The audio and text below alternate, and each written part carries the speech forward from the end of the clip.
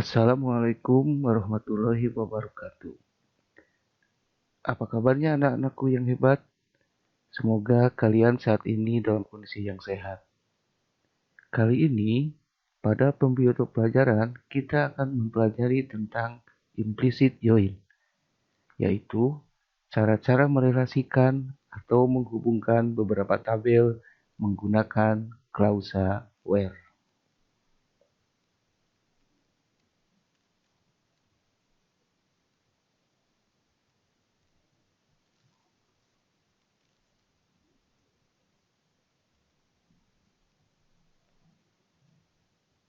Pengolahan data dari database tidak hanya terhadap satu tabel. Seringkali pengolahan data tersebut mengambil data dari beberapa tabel yang kemudian akan diolah menjadi satu output dalam bentuk sebuah laporan. Misalnya, laporan nilai siswa atau rapot siswa.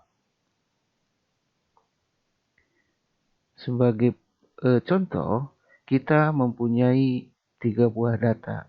Yang pertama, ada data siswa yang memuat data-data siswa di sebuah sekolah. Yang kedua, data nilai siswa yang memuat data nilai dari siswa tersebut. Yang ketiga, data mata pelajaran yang memuat daftar mata pelajaran yang dipelajari di sekolah tersebut. Nah, dari ketiga data ini, kita akan mengambil atau akan mencoba mengeluarkan sebuah informasi, yaitu rapot siswa, di mana di antara ketiga data tersebut harus ada keterhubungan harus ada relasi. Nah, bagaimana cara membuat relasi tersebut? Di slide berikutnya kita akan coba menjelaskan mulai dari beberapa persyaratan. Ketentuan untuk merelasikan tabel. Nah, ada beberapa persyaratan yang harus terpenuhi ketika kita akan merelasikan tabel. Yang pertama, harus ada field atau kolom yang mempunyai sifat yang sama pada tabel-tabel yang akan direlasikan. Nah, yang sama itu bisa nama fieldnya, ya, tetapi untuk nama field sifatnya opsional karena nama field bisa berbeda-beda dari tabel-tabel yang berelasi tersebut. Tetapi dua hal ini yang sangat penting, tipe data dan value atau nilai datanya harus sama. Yang kedua, secara fisik, tabel-tabel tersebut juga harus memiliki keterhubungan. Hal ini berhubungan dengan constraint atau constraint pada tabel-tabel tersebut, yaitu tentang primary key dan foreign key. Untuk primary key dan foreign key akan dijelaskan pada materi lain. Yang ketiga, tabel yang terlibat pada query harus disebutkan setelah klausa from. Nah, sebelumnya kalian sudah mengenal query terhadap satu tabel. Contohnya, select bintang from tabel 1. Nah, karena sekarang kita berbicara tentang relasi tabel, maka setelah from kita harus menyebutkan tabel-tabel yang berelasi. Misalkan, select bintang from tabel 1, tabel 2. Jadi, tabel yang ada dalam query tersebut dipisahkan oleh tanda koma. Yang keempat, pada query yang akan dibuat, field atau kolom yang terlibat perlu disebutkan. Field tersebut berasal dari tabel mana. Cara penyajiannya, ketika kita mencantumkan atau memanggil nama kolom ke dalam query, maka sebelumnya harus disebutkan dia dari tabel mana. Contohnya select tabel 1 titik kolom 1. Ini mempunyai arti bahwa kolom 1 tersebut diambil dari tabel 1. Kemudian tabel 2 titik kolom 1. ini mempunyai arti bahwa kolom 1 tersebut diambil dari tabel 2, from tabel 1, tabel 2. Yang kelima, relasi antar tabel dicirikan dengan adanya keterhubungan antara dua field yang mempunyai sifat sama tersebut yang dideskripsikan setelah klausa where. Nah, coba diperhatikan query yang poin 5. Setelah from itu ada klausa where. Di dalam klausa where disebutkan bahwa kolom 1 sama dengan kolom 1. Di mana kolom 1 yang pertama itu diambil dari tabel 1. Sedangkan kolom 1 yang kedua diambil dari tabel 2. Asumsinya, kolom 1 dari kedua tabel tersebut mempunyai sifat yang sama.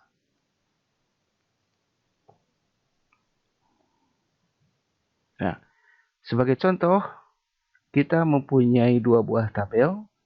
Tabel 1 yang terdiri dari data customer ID, customer name, dan city. Tabel 2 terdiri dari data order ID, quantity, sama customer ID. Nah, dari kedua tabel tersebut, kita ingin mengeluarkan sebuah informasi yang berupa view tabel yang terdiri dari informasi customer name, order ID, sama quantity. Kalau kita perhatikan, informasi customer name itu diambil dari tabel 1. Order ID diambil dari tabel 2. Quantity diambil dari tabel 2. Sehingga ketika kita akan membuat query, maka query tersebut harus melibatkan kedua tabel tersebut. Kita perhatikan. Nah, query yang dibuat adalah sebagai berikut. Select customer name dari tabel 1. Penulisannya select tabel 1 titik customer name, kemudian koma tabel 2 titik order ID, kemudian koma tabel 2 titik quantity. Kemudian from, setelah from disebutkan kedua tabelnya. From tabel 1, tabel 2. Nah, untuk keterhubungannya sendiri itu diterjemahkan setelah klausa where. Where customer ID dari tabel 1 sama dengan customer ID dari tabel 2. Dengan asumsi bahwa customer ID dari kedua tabel tersebut mempunyai sifat yang sama. Sehingga ketika query tersebut dieksekusi, maka hasilnya sesuai dengan keinginan, berupa view tabel yang berisi data customer name, order ID, sama quantity. Nah, bagaimana? Sampai di sini sudah ada pencerahan? Baik, untuk lebih memahami bagaimana cara merelasikan beberapa tabel sehingga bisa menghasilkan sebuah informasi hasil dari pengolahan tabel-tabel tersebut, kita akan mencoba membuat data laporan nilai siswa dari 3 tabel sebagai berikut. Misalkan kita mempunyai tabel data siswa yang berisi NIS sama nama siswa, kemudian ada alamat. Yang kedua, kita mempunyai tabel data nilai yang terdiri dari kolom NIS, kolom kode mata pelajaran, kolom nilai. Yang ketiga, kita mempunyai tabel data mata pelajaran yang terdiri dari kolom kode mata pelajaran sama nama mata pelajaran. Sebentar, kita rapikan dulu. Untuk data siswa sebagai berikut. Kemudian untuk data nilai kemudian untuk data mata pelajaran. Nah, dari ketiga tabel ini kita ingin mengeluarkan informasi yang berupa yang bisa kita sebut data nilai rapor yang berisi kolom NIS, kolom nama siswa, kolom nama mata pelajaran, sama nilai.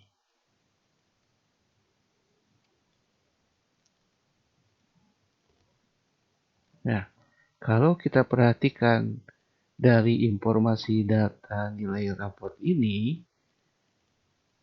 kita bisa melihat bahwa kolom NIS nama siswa itu diambil dari data siswa. Sedangkan nama mata pelajaran itu diambil dari tabel data mata pelajaran. Yang terakhir, nilai itu diambil dari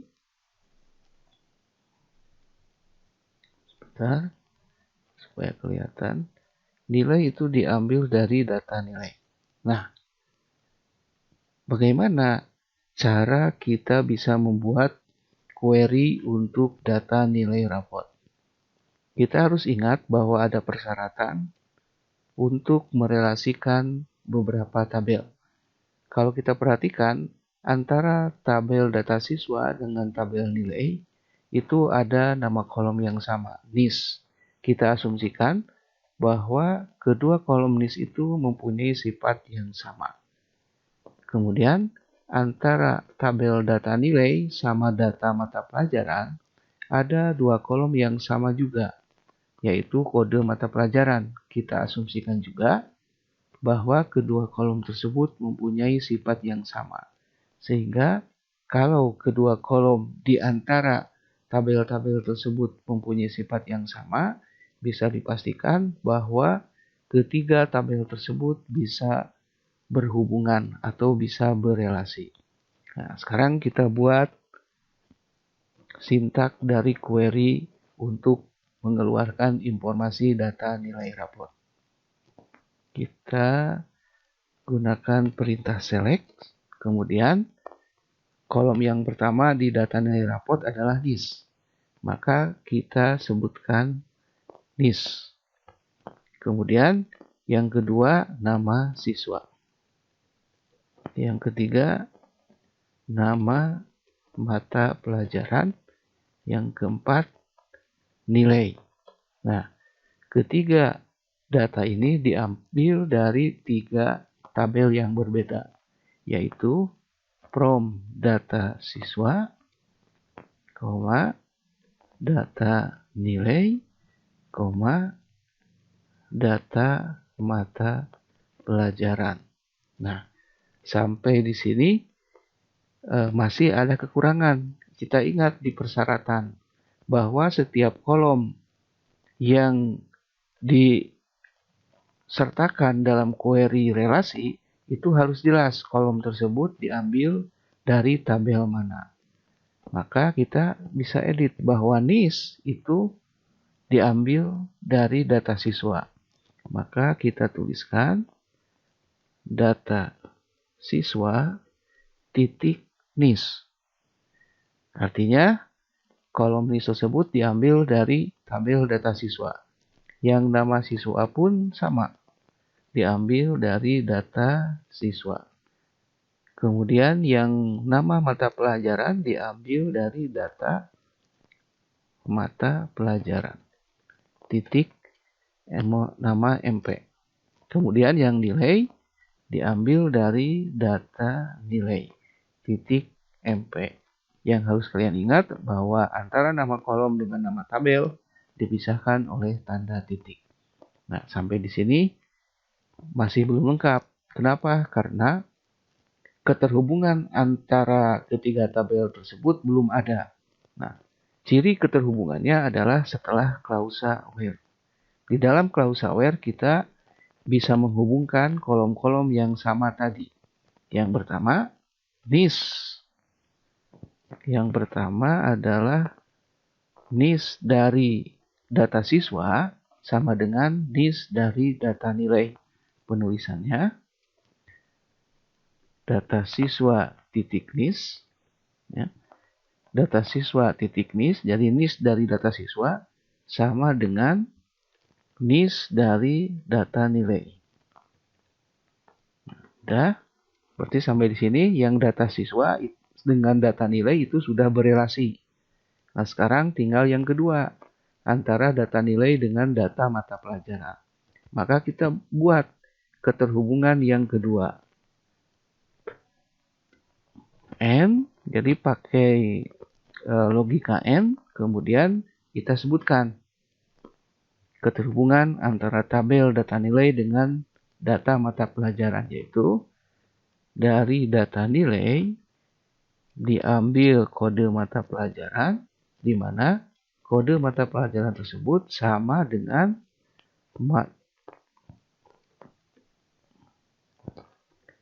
jadi saya ulangi bahwa kode mata pelajaran dari tabel data nilai sama dengan kode mata pelajaran dari data mata pelajaran. Nah, sehingga query-nya sudah lengkap. Ya, query-nya sudah lengkap sehingga ketika query ini dieksekusi, dia akan menghasilkan informasi data nilai raport. Bagaimana? Sudah ada pencerahan kembali?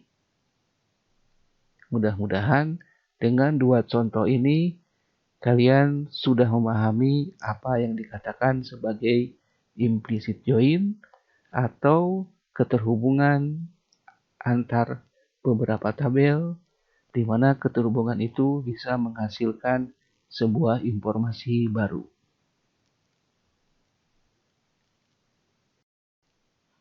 Baik, kita lanjutkan kembali.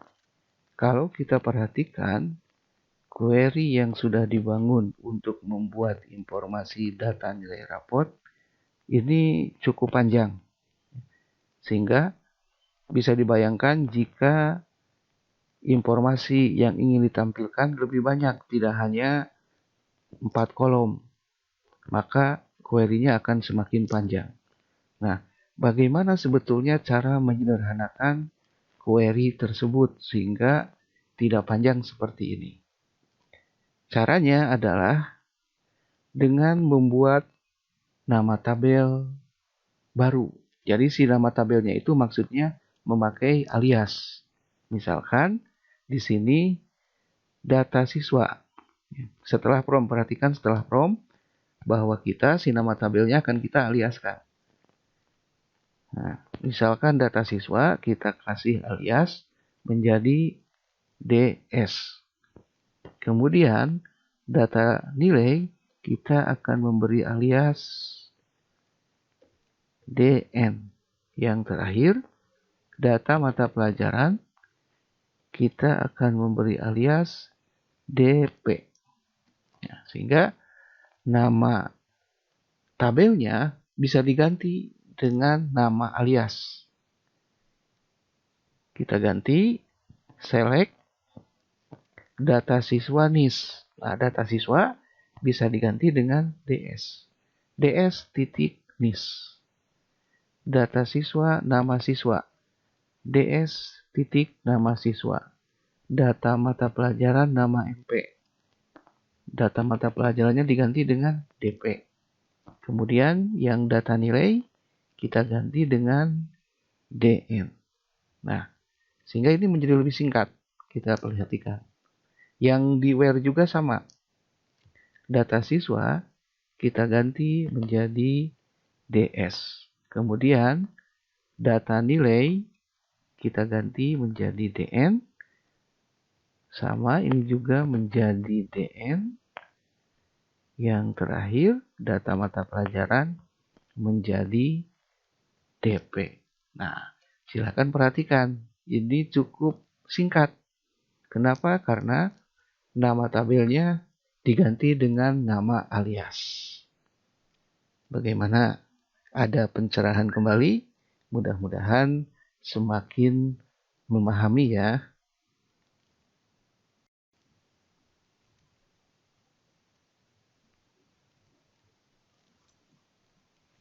Nah, bagaimana untuk materi kali ini? Mudah-mudahan dengan mempelajari video pembelajaran ini, kalian bisa merelasikan beberapa tabel dari sebuah basis data sehingga bisa mengeluarkan informasi yang diinginkan. Sebelum Bapak tutup, Bapak ingatkan selalu jaga prokes kesehatan dan tetap semangat. Assalamualaikum warahmatullahi wabarakatuh.